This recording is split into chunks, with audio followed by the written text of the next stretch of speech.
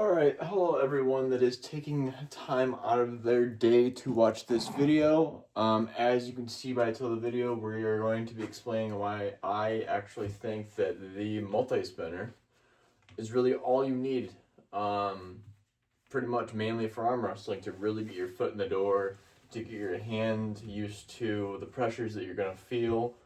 And there's just so much versatility with a multi-spinner.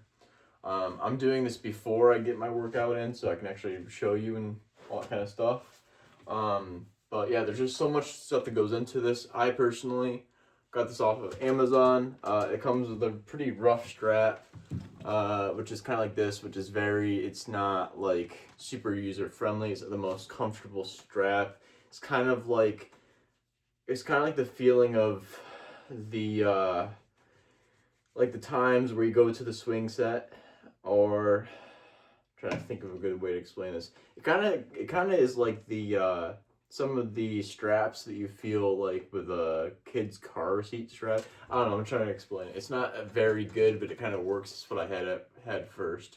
But then after time, I actually took this one that came with two of them, put a karate strap or whatever you call this strap. Put it around it. I couldn't really find a way to get it through the hole that was on here, so I just did it through the little thumb thing, which, depending on the way that you use it, I don't really find that I need to actually put my thumb inside that hole. I would want my thumb and all my fingers to be involved with the with containment and control and hand control and yada yada yada. So I just found a way to hook it around there, so that way I can really just get a better hold. And in my opinion, I feel like a multi-spinner, the surface and the way that it works with your hand, I think it is probably one of the closest things that you were going to find to someone else's hand. Should I need to be using this big of a multi-spinner? Probably not.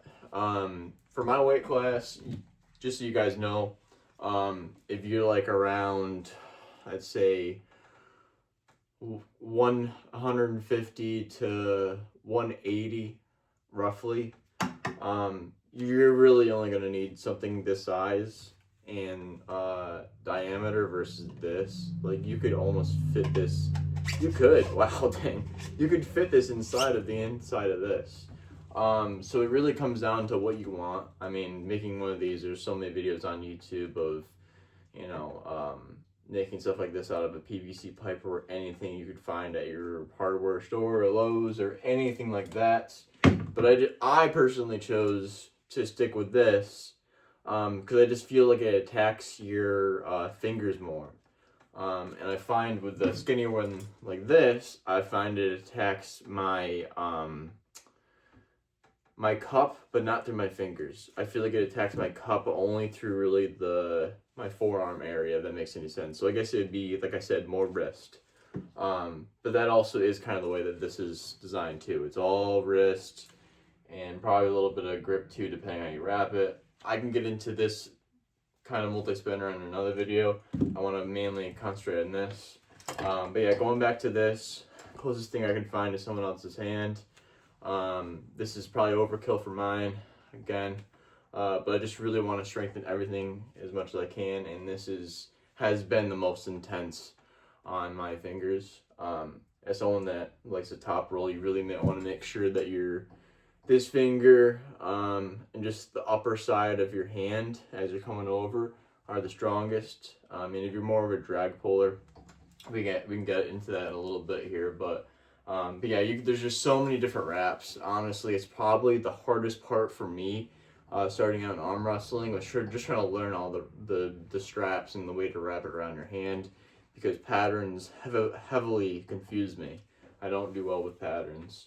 But I can kind of show you with this. There's so many different ways they've wrapped it. You can look at Devin's way of wrapping it. There's other videos and shorts of people wrapping it in other ways and different diameters and this and that. And I really find the best way to really figure out what works for you is by buying it and just kind of testing out all sorts of different stuff. I mean, you buying it, there isn't really a worry of you liking it or not, because I feel like even if you don't like it, you're still going to find that it's going to help you somewhat in arm wrestling. Because it's in arm wrestling, if you've been in a tournament or anything like that, they're always going to be attacking your fingers, as said by the pros. So biggest thing I like to do is to take the multi-spinner. I'll show you in case you're not really sure. Kind of just like, I kind of grab it. I put this part of it where I've strapped it on my thumb. I try to get that as tight and as much as I can around my wrist. Devin probably has, other people, I keep on bringing his name up because I watch him a lot. But a lot of people will show you probably better than I can right now how to do it, but this is my own version of it. But yeah, I just try to get that wrist nice and tight. I'll actually cup in a little bit as I put tension into this so it rolls. Kind of push my fingers into it and roll into the strap. And then just kind of wrap it. And since I have so much to work with here on this karate belt, I don't know, I just continually wrap it and wrap it and wrap it until I get to a good spot on this pulley. Now, I've seen a lot of people making shorts on YouTube doing really heavy loads, like 100 pounds, I think I've seen one guy do on the low side. Now, you can do more weight on the low side versus the high side, depending on you. I mean, there's some absolutely, like, gifted genetically individuals that somehow find that they're able to do more on the top and the bottom because they're gifted in certain areas. And before I get too off topic, as you're wrapping this, I kind of pull it on the pulley a little bit just to really get it all compressed how I like it. And I usually always do the top part of it because I am more of a top roller, I find. And then this part's kind of hard to see, which is my bad. I'll try to get better lighting in the future. But yeah, kind of the way I'm holding it, I don't know if you guys can tell it, but I got my fingers right here. And I have kind of my pointer finger just underneath where it's wrapped up on the top. Now you guys can feel around with this, play around with it. The higher you go up on this multi-spinner, the more your wrist is going to be involved. And I honestly, it feels the most comfortable for me to get as high up on this multi-spinner as possible. But I think you should change it up a little bit. I think you should do it kind of, have the multi-spinner, have your hand be a little bit higher on it, have it a little bit lower on it, go all over it.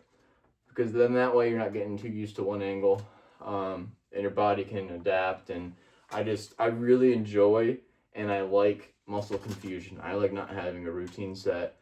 That way your arms aren't getting too used to what you're doing, and you can get stronger from that.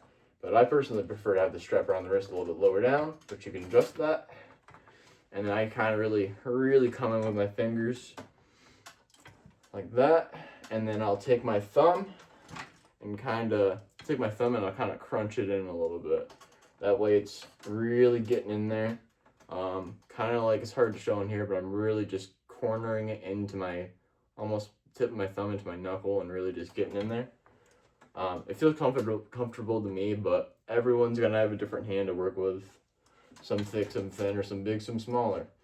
But yeah, actually just grab this. Two different things I can do, or you guys can do. But what I'll do is I'll kind of sometimes I'll start in curling and work my way back like this, and then hold it for a second. Or I'll just drag back. And as I'm dragging back, just try to initiate that wrist as soon as possible. Because a lot of people, you're going to have to beat them on the speed aspect. And I think since I have a tournament coming up, my biggest thing right now is I want to work on my endurance. How long I can keep doing this, separating them, and then go from there. I don't have a lot of weight on here. I think I have I don't know. I got 45 and a 7.5, plus the resistance on my pulley. So we're gonna guess I'm roughly around 60-ish pounds. We're just gonna take a rough guess. So biggest thing with this multi-spinner, I think, for beginners or even people in general, start light. Because I really think the multi-spinner works perfectly for blood flow more than just doing heavy PRs and whatnot. I've done heavy PRs because I feel like they benefit me, but I've been doing this for almost 2 years, probably about a year and 5-6 months. And I've been really lucky with recovery and not having too much issues. But yeah, that's kind of what I think about the multi-spinner so far. I absolutely love it, and I think I'm coming to find. Well, I mean, the biggest things I was working on was I was doing only pronation for a little bit, and I find that the most important thing I think that's going to be for me is cupping in power, because without your cup, you're not going to have pronation anyways. So I think, like I said, I've already made a video about it, but very most important thing is cupping in and back pressure. I think to me, because that's how you first even have access to any of your vectors. Is once you get that wrist really nice and tacked in, and they can't break that wrist, and you really get their hand in there, locked into your wrist bone. And I feel like that's what helps a lot of people maintain that control. But the other aspect and vector to that is how long can you hold on to that. And like, again, that's why I'm saying that's what I've been trying to work on, is the locking in, holding it back, and just holding it there. So yeah, I 100% recommend the multi-spinner. Plus, if you guys are planning on traveling anywhere and you're like, oh shoot, like I don't want to lose progress on my training, like what should I do? Just bring a multi-spinner and just bring a strap. Like, there's so much stuff you can do. You don't even have to use the multi-spinner. Literally grab this, grab a freaking resistant band. So yeah, multi-spinner, resistant band. Go wrap it around a tree or anything. Take this, wrap it around your hand. You can work on your riser, you know, do it the other way, supination. I mean, there's so many different things, and I really do believe that the only thing you really need most of the time, training-wise, multi-spinner, and I will correct myself, a resistant band. Been a little bit since I've uploaded once again, so I'm trying to stay somewhat consistent, regardless of how many views I get or any kind of engagement. But if you guys have any other questions, or you want to introduce this video to a buddy, go right ahead. And I will try to come up with other tips and tricks as I obtain more knowledge myself. I do have the idea of making a video out of this, and I probably am going to make another video out of kind of explaining and trying to figure out the what's it called? The reverse pronation. I'll explain that in the next video. But I hope you guys had a wonderful day today. Today for me is Sunday. But yeah, hopefully you guys all had a good day today. Hopefully nothing too bad happened. And as always, keep the training up, get strong, and yeah, get her done. Cheers.